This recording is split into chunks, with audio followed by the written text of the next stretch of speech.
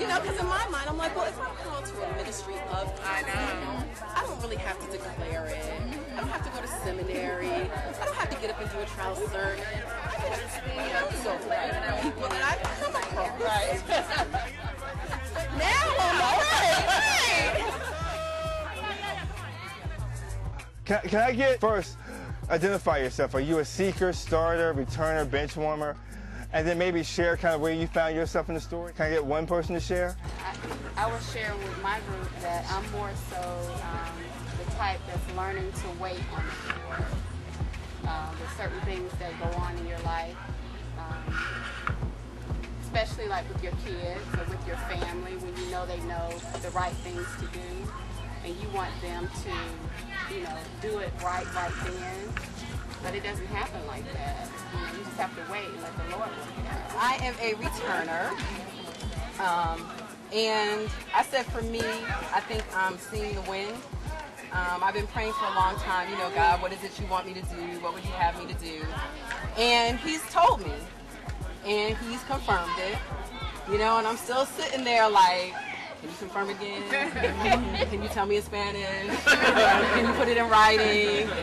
And I was telling my group that he actually sent confirmation to me on Facebook.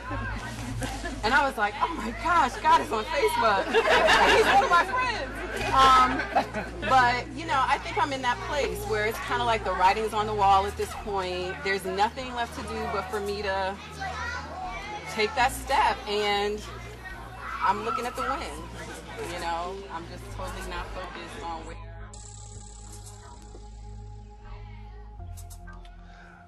Well, I got a signal that everybody's hungry, so they told me to wrap this up. Oh, excuse me. Now, you know I gotta let my mother go. Yes, ma'am. Okay, I selected the last two, but I've been here, and really, according to what's going on in your life, you can see yourself in each one of them. Every day, there's something there that would cause you to go experience each one of them. So that's for me. No, that's a good place to end, because I think one of the things that I've learned, and I think the reason why I'm so excited now to really, like, you know, spend some time in here. I said that the way you find yourself in the story, I gave you 3 different ways. One, you have to have dialogue. And, you know, and dialogue is just not just kind of reading the words, but dialogue is reading the words, saying the words, and then talking back to the words. And the reason why it's so important to find yourself in the story and have dialogue, because if you really want to have a true relationship with Jesus Christ, and one of the things we talk here at the Breakthrough Project is moving from a superficial, like I believe in God, I go to church, doing it out of obligation or because that's what you're supposed to do, but doing it because there's something inside you that says if you don't spend time with God, if you don't commune with the Spirit, that your life is not going to be complete, your day can't start off right. The reason why I get excited about the Breakthrough Project sometimes is because I just feel God moving in me in a way that I would never have thought to move in my own. If it was up to me, I would just have my corporate job, say to y'all, and be chilling. You know, 6 years, get that. But this gives me more joy. I get more excited about today than anything else. So I know that's God working. But I think the reason I've come to this, because I've had to sit here and read the Bible and read it and find my place in the story.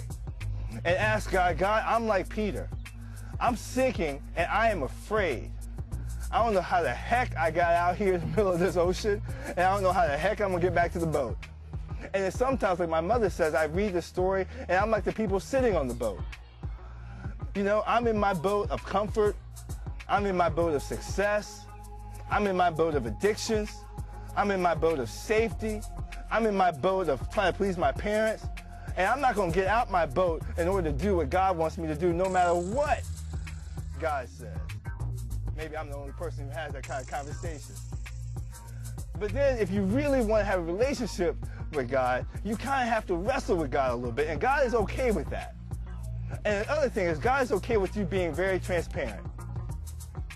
If you have issues, God already knows your issues. But God wants you to present yourself not hide yourself. I mean, you hide yourself to other people. And our next series that we're going to do is called Masquerade. It's taking off the mask. Because a lot of us sitting here today are looking all pretty and happy, but there's a lot of shiggity going on inside. And God wants you to present yourself. Actually, Jennifer said something in one of our first breakthrough moments. She said, I'm afraid to come to God and really present myself as who I am, because I'm afraid that God may not like who I really am. And someone ministered to her and said, it's not about who you think you are, it's who God knows you to be. So yes, it's about having dialogue. Yes, it's about being transparent. And what's the third thing I said? It's about relationship. If you want to move from a superficial to a more intimate relationship with Jesus Christ, you got to have a relationship with God. And the way to have a relationship with God, it starts right here. God lays out for you who God is. And I'm purposely saying who God is. God lays out for you God's plans for your life. God lays out for you how God wants to have a communication with you. And it's not about being perfect. It's about being obedient. There's a lot of people in the Bible who were not perfect. David was not perfect. Peter was not perfect. You know, we talk about Abram. Abram, one of the people they talk about, had all this faith, had many different situations where his faith struggled. If you want to read about murder, it's in the Bible.